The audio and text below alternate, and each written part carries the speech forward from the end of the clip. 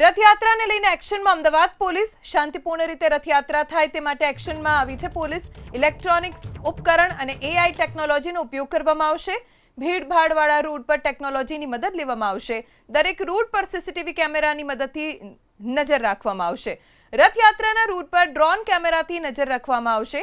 દુર્ઘટના સમયે સમયસર મદદ પહોંચી શકે તે માટેનો પ્લાન તૈયાર કરવામાં આવ્યો છે। બેરિયર અને બેરિકેડ મૂકીને ભીડ ઓછી કરવાનો પ્રયાસ થશે।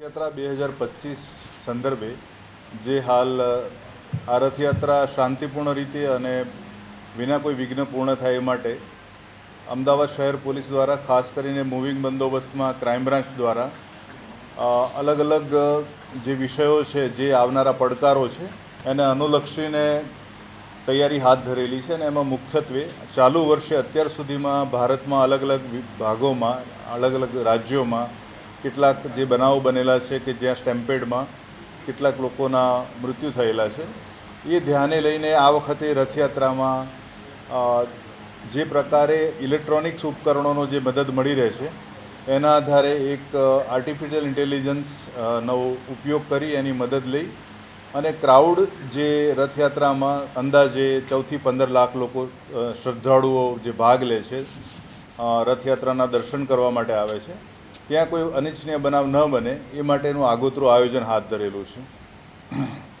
મુખ્યત્વે ગયા વર્ષે પણ ઘણી બધી ટેકનોલોજીનો ઉપયોગ થયો હતો।